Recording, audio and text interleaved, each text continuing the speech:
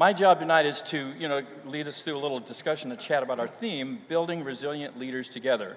And so before we dive into that and I introduce our guest, I want to throw up the slide for the Global Leadership Summit.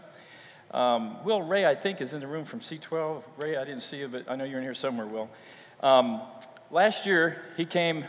He didn't beg me, but it was close. I mean, he really got the shame and guilt going, and I hadn't been to a summit in years. We hadn't had one live streamed here forever, and so we got on at the last train. Honestly, it was like a dress rehearsal. I got to tell you, I was so busy just trying to make it happen. And when I sit down and heard that first session, I was like, oh my goodness. I had no clue how dry I was, how much I needed it, and how good it was for $150. So I'm thinking, I didn't have to fly to Chicago, I didn't have to rent a hotel, I didn't get an Uber. This was great. I got to tell more people about this. So we're going to do it again this August. I normally wouldn't ask people to do this, but get out your phone, make sure it's on silent.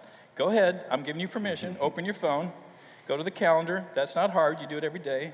Hit February, go back to 2026, scroll down to August 6th and 7th, that's the first Thursday and Friday. I've already got it, GL Estates. Now, you may not be able to go, but you need to know it's coming because you need to send someone, tell someone, be a part of it, and especially next generation. If you're here going right into fall, who doesn't want to get their shirt tail on fire right as we go back to school and head toward Thanksgiving and Christmas into the new year? So think of this as an investment in the next generation, and you need to be a part of it. And so you'll hear more about it. Believe me, if you're in this room, I have your email so you can run, but you can't hide. So we'll tell you more about it. Just wanted you to get it on your calendar now and save that. Now, we want to bring some people to talk about this concept, but I want to give you a fair warning. We're going to go through really about 12 really good slides. So for all of you folks who really need to copy it all down, we already have the slides ready for you to download. You're welcome. So don't take notes. You can have the slides. All you got to do is go to the QR code on your program and open it up, and you can download them. So please just relax. Everything you're going to see, you're going to get. And then I'm going to set this up. We're going to have them share. I'm going to wrap it up, and then we're going to talk about what our next step might be for many or some of us here in the room. Well, we have two people that aren't totally strangers. They've been around here a long time. Terrence Ruth is going to start us off, Dr. Terrence Ruth, and Dr. Mike Garrett. You know, some people in some churches I go to, they call me bishop, and I don't tell them otherwise, even though I'm not a bishop. Sometimes they call me doctor, so I have that informal doctor. But you guys have the real thing. I'm real impressed with that. So I'm a make-believe doctor. I play one on TV, but these guys are the real doctors. Terrence is a leadership expert. You really, I wish you could know his story. His testimony is awesome. When we meet, we always get in trouble because we're late for our next appointment. But he's going to share from the side of what it's like to lead in this time and why resilience is so important. Then Mike's going to talk about the other side, the emotional, spiritual. Then we'll come back together. I'm going to ask him a few questions. So, it's in a growing triangle. Yes. So it's a pleasure to be here with you. I have some amazing friends in the audience, like Francis Bisbee, several others. But I want to jump in really quick because Dr. Doug gave me 9 minutes. Okay, so I'm going to honor those 9 minutes. So on the slide, you'll see the word VUCA. V as in volatility, high rates of change, okay? U, uncertainty, patterns that used to be predictable are now unpredictable. C, complexity, okay? The solution to a problem now has several different layered solutions, not just one single answer. And then ambiguity, it's not clear what the future will be. Some of you are like, oh, you're describing my today. And you're right. Since 2020, this framework was birthed post-Cold War for the military to try to have some stable leadership during wartime. And this framework has been adopted in areas where there's high volatility. And in your world right now, you're seeing very dramatic shifts. So when you see the screen that says growing city, so with growth also comes other indicators. So I want to read a few things to you. For public schools, we're seeing some of the highest rates of teacher vacancy that we've ever seen before. We're seeing school districts, Wake County is one of the largest in the country, not just the state, in the country, having a hard time finding bus drivers. But more importantly, post-COVID, we had thousands of kids disappear out of public schools, literally disappear out of public schools. And if you don't know anything about public schools, the funding is attached to the kids in seats. So you're seeing a decline in graduation, you're seeing a decline in literacy rates, you're seeing a decline in college enrollments. It correlates with the decline in church attendance. You're actually seeing historical staple institutions now see a shift in patterns. For most of us, that's VUCA. You grew up in church, you grew up in public school, you grew up in some of these pillar institutions. What happens when they disappear? What happens when they don't have the stability that you once had? Growth also means cost. The city of Raleigh produced its highest affordable housing bond that is ever in its history, $80 million. Durham produced one of the highest in the state's history. So you're talking about, I think, around $90 to $100 million. The affordable housing crisis in Wake County alone is $1 billion problem. Not Durham County, which had the largest affordable housing bond. In Wake County, it's $1 billion problem. So for many of you, $80 million was a big deal. But in our economy, it doesn't even scratch the surface of what the affordability issue we have in our region, in the Triangle, what it's doing to some of the things we were assuming would be predictable over time. Now, here are some ways in which you can adjust to such dramatic shifts in our norms. We are very ritual-driven people. We want prediction. We want certainty. Some of you really forget how much you rely, I'll call it faith. There's many elements and moments of faith in your life that you take for granted because you're used to it occurring. So when you get to that red light, there's faith that that person's going to stop at the red light. When you retire, you're assuming that you've saved enough for you to be able to afford where you're at right now. They're saying that kids will spend more time in digital community than they will spend with their immediate family. The immediate family will become secondary to the digital world. All of this is rocking what we would see as norms. And so for the business world, and I'll wrap up with the business world, remote work has caused for industries to try to reimagine and rethink what does it mean for the future of work.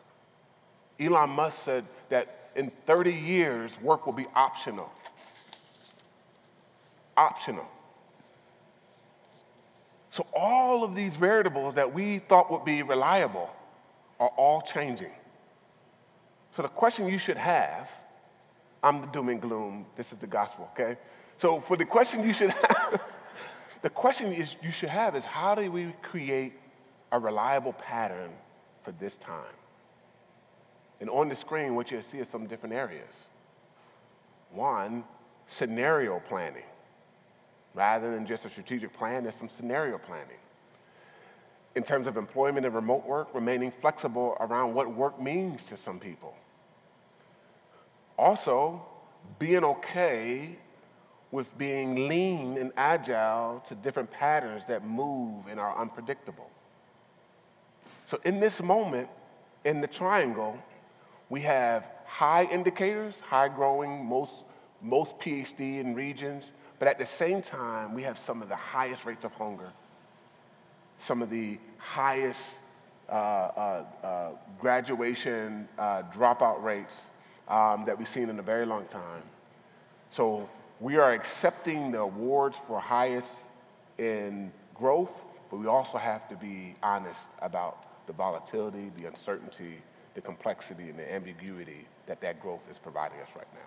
Hey, a couple things before we go over to Mike. We're talking about resiliency, and I was about ready to write my resignation letter as you were getting down the road, like maybe I need to get out of this gig. But you paint a realistic picture. We all know that it's hard. And it's sometimes something we don't talk about. We want to be transparent here. And I wonder if you could tell me, you and I, all of us here work with leaders, and we see the resilient ones, those who aren't and struggling and we're afraid we're going to lose them, and those who are trying to be but they're losing. Is there one or two things that you observe as you meet resilient leaders, like, I just noticed this pattern? One or two things that you would suggest that resilient leaders have to figure out and make standard operating procedure? The very first thing is you have to be a part of a network. You have to be able to engage other thought partners in other industries. I was just talking with Nanette about being interdisciplinary. You need to sharpen your ideas with other people in other areas. So join a network, join a cohort. The very next thing is you need to make sure that you're plugged into a community that will hold you accountable to short-term strategy and long-term strategy. And to me, most people in times of uncertainty, they close in and create a box that they live in. Thanks for sharing that. Can we just give him a hand now? Because I don't know if we'll have time to do that later. That's why he has a doctorate and mine's just an honorary bishopric. So thanks for sharing. Man, there's so much we want to plumb to death. If someone buys you lunch, would you share more on that if they bought you lunch? I'm a coffee person. Coffee. Okay, coffee. That's even cheaper. All you got to do is get a Starbucks card. Okay. Well, thanks for sharing that. I wanted Terrence to kind of deal with the nuts and bolts, the real stresses and pressures. They're out in the community. Many of us are trying to solve for them, whether it's a church, small business, nonprofit, some coalition effort. The headwinds are sincere, and there are people who are dropping out for good reasons and sometimes sad reasons. And so Mike is going to talk about, he was here 2 years ago, and we had a big panel, and we didn't give him enough time, and everyone just said, man, we need more of that. So he's back to give you more of that. And you're going to talk about kind of the spiritual roots, and these do go together. That's why we've tried to hit different sites here. So talk about work-life ministry balance and burnout. I was a teaching pastor here, and now I'm in a counseling center and the director of Christian Counseling Associates. I was counseling a couple one time that had been chased by a bear. That's right, chased by a bear. And they got away from the bear. Of course, I had to ask them the proverbial question, how did you get away from the bear? And they said, you don't have to outrun the bear, right? All you have to do is outrun all the other people. And sure enough, they had survived this ordeal, and they were able to get away from the stressor, but they found they had not gotten away from the stress. And I find that same thing with high-level professionals, and that is you get away from the constant pressure that you live with in the ministry, life and ministry, but you take a lot of that stress with you, and dealing with the stressor is one thing, but dealing with the stress is another. The post-trauma stress, the hypervigilance, the anxiety, the sleep disorder, eating disorder, and all the things that go with it. So stress leads to burnout, and that's what I want to talk to you tonight, a little more about balance and burnout. So what is burnout? We would define burnout 3 ways: emotional exhaustion, depersonalization, and decreased sense of accomplishment. Emotional exhaustion, that's where you've just cared too much for too long for too many people. And at that point, a depersonalization tends to kick in, and you find that people just become a number and a bother sometimes, and you end up with a decreased sense of accomplishment. You just can't seem to get it all done. You're like honking at your taillights, and you need a break. We're seeing more and more forced sabbaticals, people that come to us that are overworking to a point that their team, their board says you need to take a break. You need a sabbatical. The top professions that score highest in stress and burnout are on the screen. Number 1 is healthcare workers. Number 2, educators and teachers. That might be some of you, right? Number 3, social and service professionals. And number 4, project and program managers. That's pretty much covering most of the people that are sitting in this room, I think. And so you're in a high-risk profession. You need to take this seriously. What does Scripture say? Well, Scripture's really clear. It says, "Come away, my beloved." Jesus said, "Come apart." And I like to add to that, if you don't come apart, you're just liable to come apart. You need to be able to get away from the day-to-day rush and pressure of your ministry and your work. Jesus often withdrew. Watch yourselves. Pay careful attention to yourselves. Keep alert with all perseverance. Keep a close watch on yourselves. Sounds like Johnny Cash. I keep a close watch on this heart of mine. Okay. Now, we want to give you some freebies at our information table. If you'll drop by our information table, we have a self-care evaluation checklist, a number of things you can do to prevent stress and burnout. Secondly, we want to give you a book list, the top 10 books on burnout balance. If you read all those, you'll probably burn out, but please drop by and pick one of those up. And thirdly, a self-care assessment pie chart. Now, this is what I covered last year, the self-care pie chart, but I want to drill a little bit deeper into it tonight. And number one, at the very center, is spiritual life, your spiritual life. And that is keeping a focus on your relationship with the Lord. Spiritual life is central and essential. There was a study done by Dallas professor Howard Hendricks of 246 Christian workers over a 25-year period. And at the end of that 25-year period, he found out that only 12% remained faithful. Over 90% had given up. Over 90% had quit. It wasn't because of lack of intelligence or lack of talent. You know what it was from? It was from moral failure, financial mismanagement, and burnout, stress and burnout. The Lord said, I have two things against my people. They have forsaken me, the fountain of living water. Our jobs, our ministry, that's not the fountain. Our relationships are important, but that's not the fountain. Your portfolio is not the fountain. Your success rate and growth rate is not the fountain. He is the fountain. He said, come to me, all you who labor and are heavy laden, and I will give you rest. The great theologian, mathematician, 17th century philosopher, Blaise Pascal, made this statement. There's a God-shaped vacuum in the heart of every person that cannot be satisfied by any created thing, but only by God. Only by God. The Creator, made known through Jesus Christ. Francis Chan, the pastor and author who wrote Crazy Love, he made this statement, don't let yourself forget. Soak it in. He is everything. Your needs are met in Christ, or they are not met at all. The main thing is to keep the main thing, and He is the main thing. Can I get a witness on that one? And that's the focus for all of us as leaders. We have to keep that focus.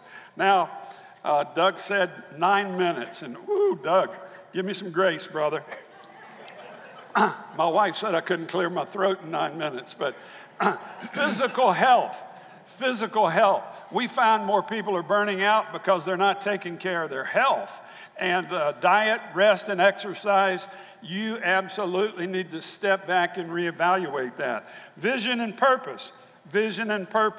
A meta-analysis that was done regarding vision and purpose and overall health, vision and purpose comes in so high that if you don't have really clarity, master planning on your vision and purpose, you have a 17% higher risk of sickness and mortality.